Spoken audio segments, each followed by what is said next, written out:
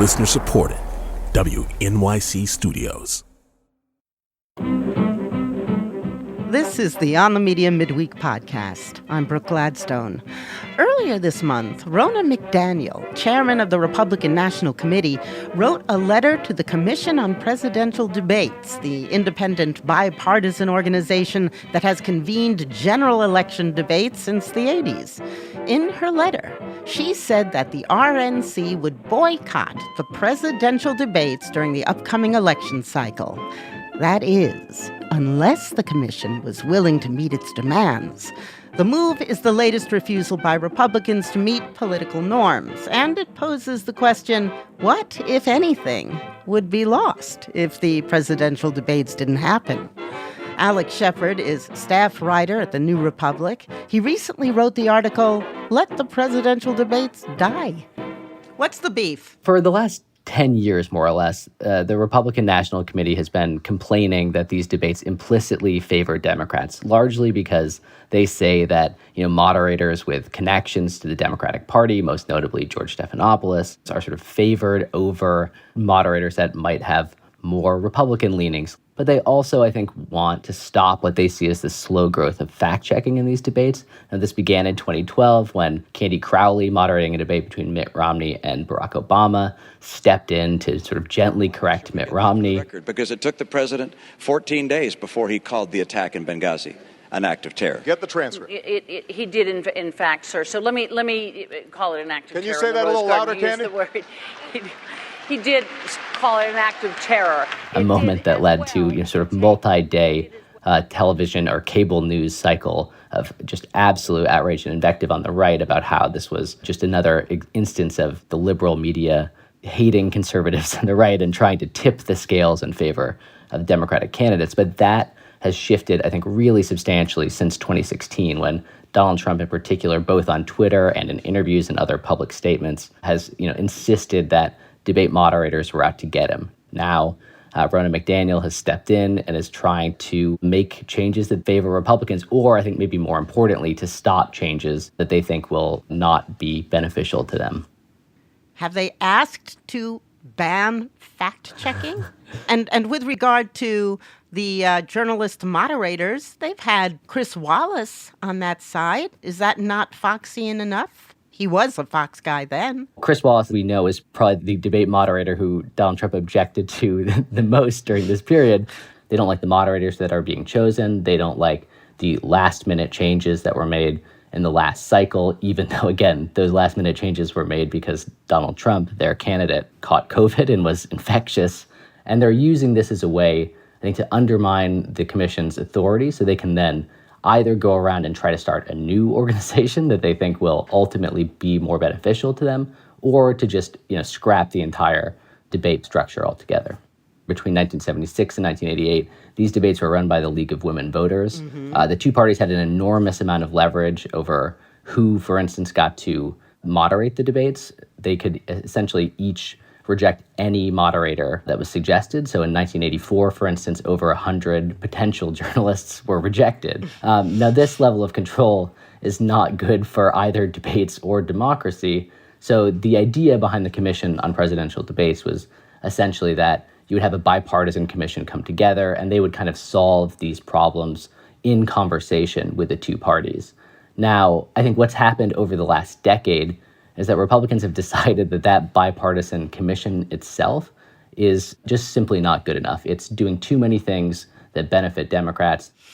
It's your view that the RNC's objections to the way that presidential debates are handled now largely mirror its complaints about the mainstream media in general. Yeah, it's one reason why it's sort of difficult to summarize their actual objections, because they're vague. They involve, Republicans not being consulted enough, that their influence isn't great enough, that comparably Democrats have more control over the process. And this is, I think, eerily similar to the kind of arguments that Republicans have been very successfully making about, the quote-unquote mainstream media for decades now, right? That the media just has an implicit Democratic or liberal bias, and that it does not favor Republicans, and that the only way to respond to this is to create a kind of counterbalance. Now, you have that in terms of Fox News and now numerous other places on the right, like One American News, et cetera. So some quick history, okay? Presidential debates were started by Senators Abraham Lincoln and Stephen Douglas in 1858. They're remembered as the Great Debates, but it didn't become a political norm until about 100 years later. Run us through, what did they yield over the years? How have they evolved or devolved, as it were? So the idea behind these debates has always been this kind of old, Greek idea about rhetoric, that to be a great statesman, you must also be a great speaker. One reason why the Lincoln-Douglas debates are remembered so fondly is this idea that these were two master rhetoricians at the top of their game, sort of going at each other about the most important issues of the day. But also, nobody actually heard them. Correct. So they were mostly... or hardly anybody. Yeah, if you were lucky enough to be living in Illinois in 1858, then maybe you saw these. But for the most part, they were circulated in print form. The 1960 presidential debate between Richard Nixon and John F. Kennedy is seen as this moment in which, television took the foreground. I think Mr. Nixon is an effective leader of his party. I hope he would grant me the same.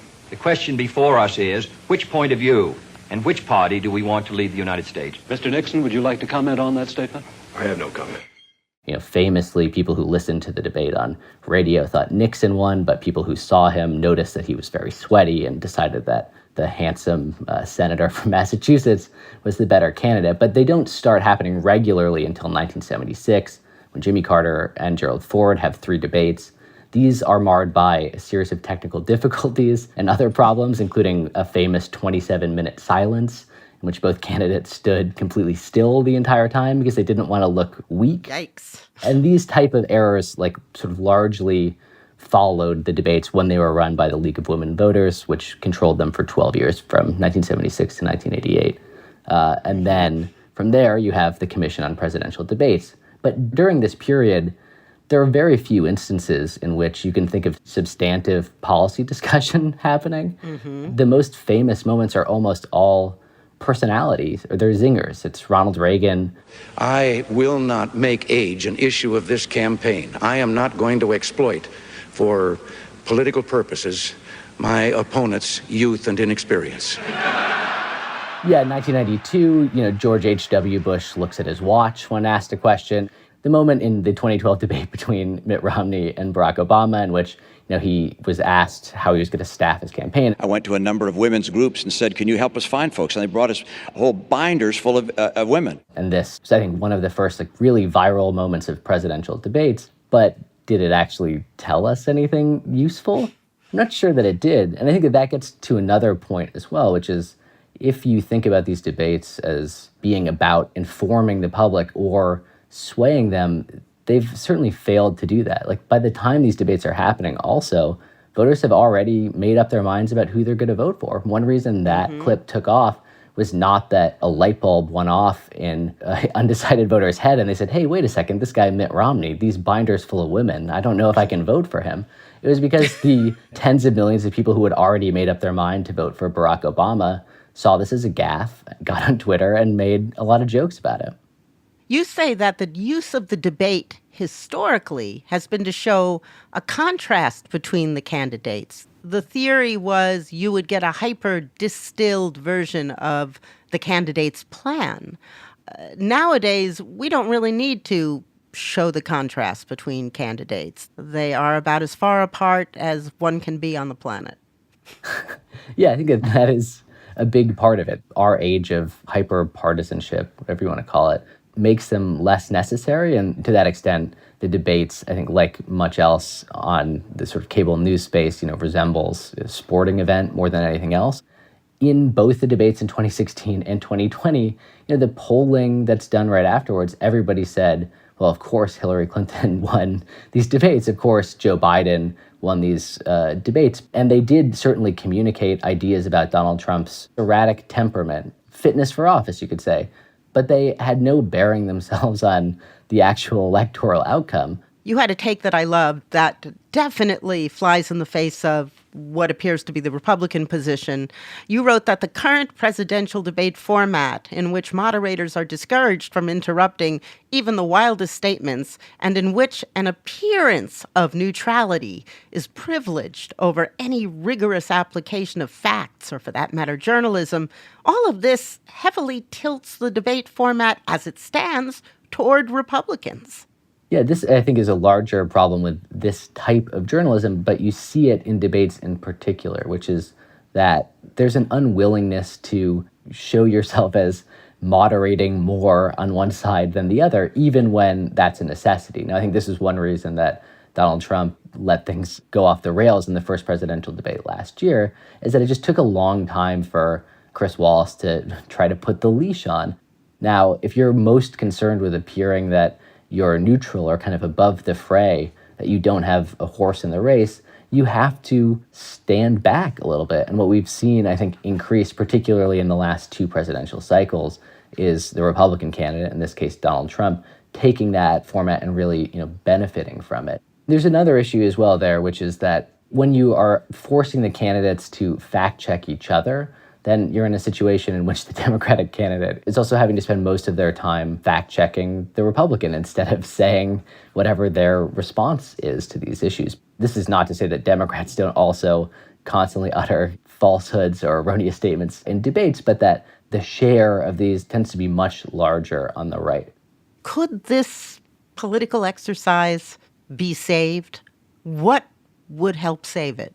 There are a few ways to do it. I think the biggest one is to take out the audience, right? So the best debate in the last cycle was, I believe it was the first debate after COVID hit. It was Vegas in March of 2020. The Democrats still had the debate. There was some social distancing, but part of that meant getting rid of the audience themselves. And what you got was a much more interesting policy-focused debate. I think that changing the way that moderators are deployed is also one. I think the way that we've done it for a long time is to have very sober network news anchors, but as I've stated, those people often are unwilling to get in the mud when they have to. I do think that having experts talk to the candidates about policy issues themselves would make for a more substantive and interesting debate. Experts meaning have, economists come up there and put them through their paces? Exactly. Or one issue in particular that I think is symbolic of the failure of presidential debates is the lack of coverage of climate change. Mm-hmm. And, every climate change reporter I know obsesses over this every debate for good reason.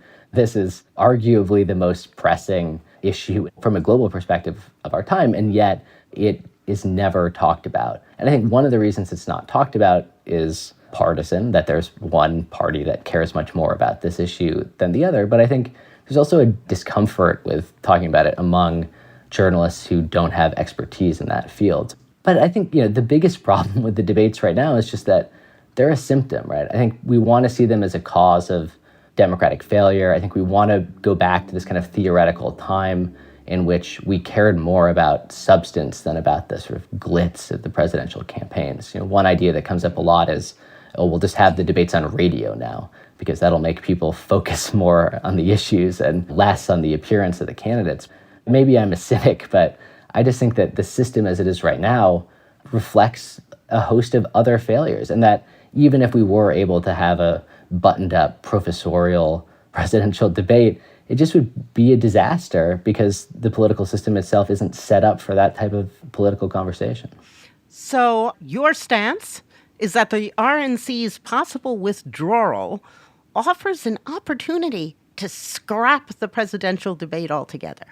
And this would be a good thing. What we're losing is a contest that I think has grown increasingly shallow, but also banal at the same time. We have these kind of long, often interminable, quote unquote debates in which very little is actually accomplished. In theory, these debates should be another shining example of, the American democratic tradition in which the candidates come together and spar and test their ideas. But instead we have one that I think largely serves the interest of cable news. It's soundbite driven. It's obsessed with minor gaffes that often distract us from larger issues within presidential campaigns. And I think, as some people have pointed out, not incorrectly, losing the debates is another sign of the right's growing disinterest in democratic governance, but it's not the most important sign of that by a long shot. And I think even fixating too much on the presidential debates serves as a distraction from more important issues, particularly the assault on the right to vote that's happening. I think losing presidential debates, that's a bigger loss for cable news networks than it is for the American people. Thank you very much, Alex. Thank you so much.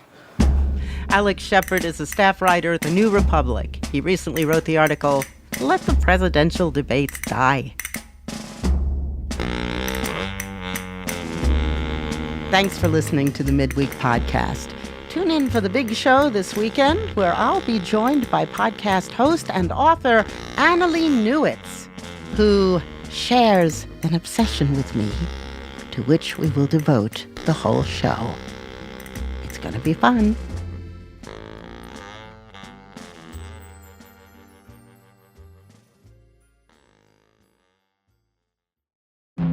I'm David Remnick, and each week on the New Yorker Radio Hour, my colleagues and I unpack what's happening in a very complicated world.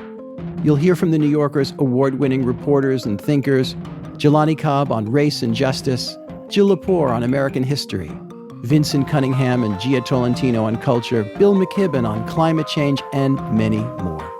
So please, never miss an episode. Listen to the New Yorker Radio Hour wherever you get your podcasts.